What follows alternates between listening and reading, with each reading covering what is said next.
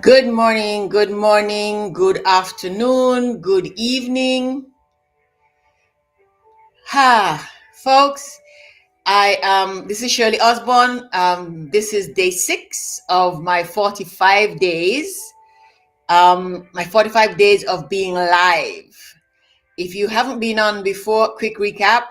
I started the Women's Leadership Circle, and we are on a mission to find at least 1,000 women and gather 1,000 women to begin to do some wonderful, wonderful work. And my friends, supporters, one of them actually thinks she's probably she's probably the boss of me, um, challenged me to just go out and put myself and the organization out there and engage and what's the word? Engage with some women, communicate with some women, create relationship with you. And so that's what I'm doing. And this morning I was to have been talking to you from an airport. Well, I love to travel. I love to travel. I love to be in different places. I think it is such a, it is, let me give you an example. My sister, her daughter was probably about 6 years old. When her daughter was about 6 years old, had the opportunity to go to a conference or something and was conflicted about taking her child out of school. And the boss said, take her. Don't let education, don't let school get in the way of your child's education, because he recognized that travel is such a powerful, powerful thing. And so what I wanted to talk to you about this morning was travel, being able to move around. Except that American Airlines was not very nice to me yesterday. Um, I am leaving from Phoenix, heading to the Caribbean. I would have been last night. I got myself all prepared, got myself packed, and I was packed early. Normally, I'm packing, when I should be on the way to the airport. Last night, no, because my sister friend said I would come and get you, and so she came, picked me up. We went. She came early to make sure I was all packed and ready. We got to the airport. I was early, and of course, they come in while I am. I've been waiting for them forever, and they come while I'm talking to you. I will have to call them back. And I got to the airport in American Airlines. I checked in, got my boarding pass all sorted, handed my bag in, went to security. Security didn't take very long, 12, 15 minutes maybe. And on the way to my gate, and Phoenix Airport is not a massive airport, it's a pretty small airport. Go to my gate, something pops up on my phone. I look at it and I see something about a flight. And I can't be my flight. I look up at the monitors and the flight is on time. Then I get to my gate, and I see there's hardly anybody there.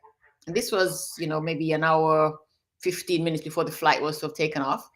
And I walk around and I said, no, no, no. And I looked at the flight monitor again. My flight was to have left at 9:58 last night. And I see something saying 9:15. And my mind says, oh, they moved it earlier. I look at my clock. Okay, I've got time, 9:50. And then I look again, it says 9:15 a.m. And I sat down. And I swear, it took me about 3 minutes for this thing to register that they've postponed my flight for 12 hours. So I clustered up a storm, to myself, obviously, because there was nothing to do. There wasn't even anybody at the counter, the ticket counter, to say, folks, we're sorry. And I thought, let me go to customer assistance and figure about getting back home. I looked across customer assistance. There was a line a block long. People, because American Airlines canceled so many flights last night, 4, 5, 6, I don't know. But when I was walking to my gate, I noticed that there was a mass of people walking in the opposite direction. So I figured that, a flight had just come in. No, these are people whose flights had been canceled. So I came home, got a taxi, and came back home. So I'm not in New York, and I'm not getting to Montserrat tonight or tomorrow. So that's it. Travel. But what I wanted to talk about this morning was indeed not just travel, but being able to move around, freedom of movement. And it's particularly because I think I'm probably going to need to take care of this. Give me 1 second.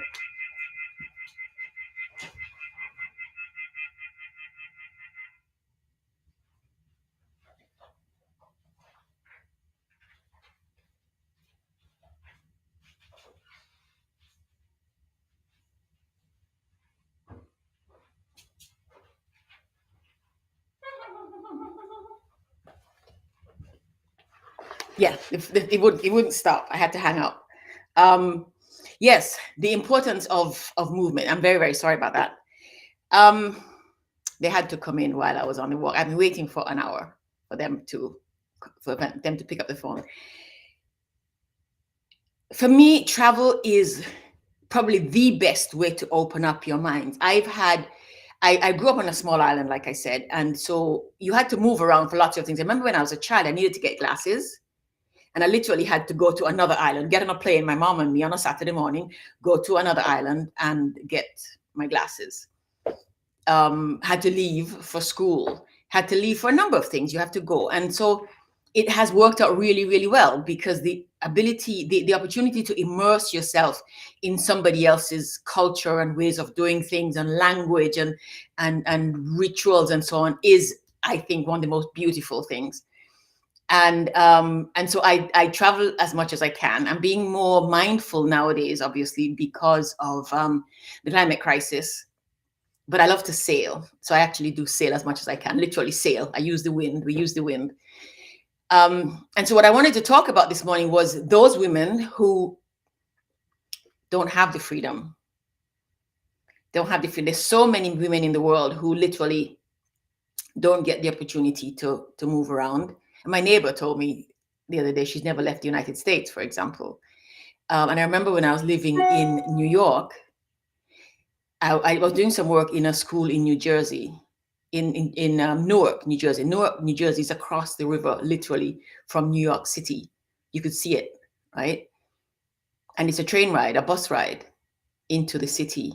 And I was working with these young girls, 14, 15, 13, 14, 15, 16 years old, who had lived in Newark up to 13, 14, 15, and had never been across the river into New York. Into New York, of all cities. I'm working in Phoenix with young girls. And I remember I took some young girls on a trip one evening. I took them to a jazz, to listen to jazz at a hotel in a part of Phoenix called Scottsdale. Scottsdale is the posh part of Phoenix. It's where all the rich folks live. And they were playing jazz in this hotel. And we walked in, and this child looked at the green and said, "I've never seen grass so green." She lives in Phoenix. But a part of Phoenix where she lived, she had never actually moved much out of there. So she had not seen, literally, and Phoenix is a desert. So, okay, she hadn't seen grass much. But that is what I mean about being able to open people's minds, the opportunity to go out and see and meet people, immerse yourself in the food, the language, the customs. It is the most enlightening and uplifting thing. It really, really, really is. And so when I do this, I often think of those women who are unable because they are not allowed. And a lot of my work is based on women it's focused on the importance of women having autonomy, women being able to make our own decisions, to move around at will, and to be trusted to be able to think through and do the things that need to be done when they need to be done, and also to be acknowledged as human beings and therefore make mistakes. So when a woman makes a mistake, it's not all women. Yeah. Interestingly, that when a woman does really, really well, they don't say, "Oh, all women are amazing." No, she's the exception. So, I've met girls who, well, when you're girls, you have your parents tell you where you can and cannot go. They monitor and manage you, and that is as it should be. But I've met girls whose parents literally do not allow them to have certain kinds of opportunities. Don't allow them to participate, for example, in after-school activities, extracurricular activities that will help stimulate and develop their minds and help them figure out the wonderful things they want to do when they get older, because they are not expected to be doing anything else other than being at home. So all they need to do really is learn to read and write, basically, and be able to take care of the home and children. So they don't need to be knowing anything else. That bothers me big time. That bothers me. I think it is such a waste. And I've seen so many young girls and so many women who have such capacity and are unable to develop it because of the systems and customs and traditions within which they live. And that's because there is this, people have this notion of threat. Change is always threatening. And sometimes it is, but most often change opens up and enlightens. And so, we did some work in 20, I think 2017 or 2018, I did a conference in the parliament in Jordan, the Hashemite Kingdom of Jordan, it's called. I didn't know it's still long, the Hashemite Kingdom of Jordan. Women in politics, women in political leadership, held a conference there, and I was running a session on political violence against women. And I met one of the members from the Palestinian delegation, and we had this amazing conversation about how she got to be there, the hoops she had to go through literally to be able to get to participate. And we talked about the restrictions on women. There were women also there from Saudi Arabia. And we talked about, not being able to drive, not being able to just get in your car, turn your key, and go on a road trip if you want to. And that was before, I think that was the same year or just a year or so before they changed the rules in Saudi Arabia, allowing women to just get in a car and drive. In Saudi Arabia, women still need permission to be able to travel. They can't just walk around alone. They need permission, male permission. And what struck me, and I just, to this day, I still don't understand it, because it makes there's no logic in it, that a woman, even a woman's son has jurisdiction over her for the simple fact that she is a woman and he is a man, and therefore has the authority to tell her, to give her permission to do things. And my heart aches for those women who are unable to move around simply because it's not safe. Women in all parts of the world. When I did some work with the World Academy for the Future of Women some years ago, and we saw a movie, I think it was called Girl Rising. And one of the young girls that they spoke to was a young girl in Haiti after the earthquake in 2010, I think it might have been. But this was we had this conversation 2013, 2014. And I listened to this young girl wanting to go to school, and not being allowed into school just because of the situation in which she was living. And the other day, I was also doing some other work, doing some research for a presentation I was making on Haiti, and listening to women talking about not being able to freely walk the streets for fear of being raped, of being harmed. I hear, you see these things all the time, but every woman has known what it's like to walk around with her keys between her fingers, ready for attack, while having to check, look back, look around you, making sure, being afraid to get into an elevator with someone. These are restrictions on women's movements and inhibits women's ability to participate.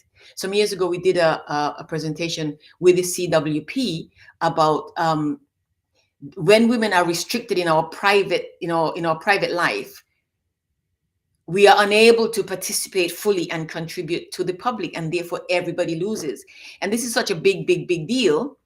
So I wanted to talk about that on my journeys this morning, and then American Airlines said, no, you don't get to do that. But so I'm sitting home, and it'll be a couple of days before I leave again. I don't know where my suitcase is. I know it is. It's on a plane on its way to New York. It'll get back to me in a day or two, I suppose. And I'll get where I'm going in a day or two. And I am really grateful that I can do this, because there are so many other women who can't. And part of what is important to me with the Women's Leadership Circle is this monthly get together that we do. We meet on the last Wednesday, Thursday, and Friday of every month. And we do this on 3 different days, in 3 different times, at 3 different times, because we want to meet with women in different time zones. And women come on, and we get to communicate and talk with one another, even if we are unable to move around. And I think it is so important. So what I wanted to do this morning was precisely that: invite you to come hang out with us once a month, and let some women somewhere in the world see you and hear you, and listen to some woman in Africa somewhere, or in the South Pacific, or in the Caribbean, or in the United States, or in England, and just listen, have conversations. You'll be amazed. But no, you won't be amazed. You know what I'm talking about. You know what I'm talking about. You will enjoy. It'll be an additional day for you, an additional event that you get to participate and contribute and receive something really worthwhile. And that's it. Since we can't yet, we're not yet at the point where we can just say, leave the women alone, and it'll happen. we have to do what we need to do to support our sisters in getting what they need. And the exposure, the ability to communicate and exchange thoughts and ideas and what I call wisdoms. And every time I put it in Microsoft Word, and I put wisdoms, it redlines it. But I like the word wisdoms. We exchange wisdoms. And if we talk about exchanging wisdoms, let me just give you, when I started working in Phoenix with young girls, it struck me one day I was driving home and I was going over in my head a conversation I'd had with a young girl who was being troublesome, to put it nicely. And I was driving home, and the thought that came, what I said to her, you know how many times my grandmother said that to me, or somebody else's mother said that to them in Montserrat. Now think about this. Montserrat, I grew up in a Montserrat that had 11, 12,000 people. I'm working in Phoenix, which has 5 million people. And these very same wisdoms that I got from the women in this tiny little island in the Caribbean, I brought with me to these young girls. And I can tell you that now these young girls are adult women, and they are telling me, they're reminding me of the things that I taught them and that they are teaching their children. It came from Montserrat. I'm working with young girls in China. Now, in Phoenix, I was driving further for work every day than I would have been if I was driving right around Montserrat. Driving further on one way to work than if I was driving around the entire island, yeah? And I go to China. You could fit, I mean, you wouldn't be able to see. Montserrat is just one little hill in China, to think of it. I'm working with these young women, and I'm having this small group conversation. And one of them says, Ms. Osman, I'm really, really glad you came. I've never met anyone. We've never met anyone from your part of the world. And I'm really glad you came because it's taught us something. And you're teaching us things. And Chinese, like many ancient civilizations, have their sayings. And she said, teachers touch the world. And one of them said, so when one of us is the president of China, you will have contributed. That is what I'm talking about.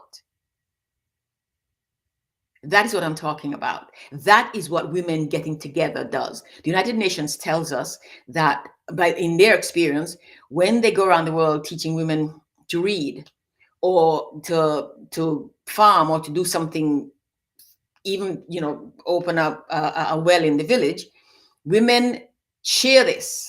Teach a woman to read. I think they say, teach one woman to read, she teaches the village. Teach a man, he teaches his first son. I didn't make that up. That's how many, many systems work. And that is the power and the beauty in women. That is the power and the beauty in women. And that's what I want to develop. I want us to pull together with the Women's Leadership Circle, a group of women who support one another like this. So when we exchange our wisdoms, we are transmitting, I'm transmitting the wisdom of my grandmother and my friends' grandmothers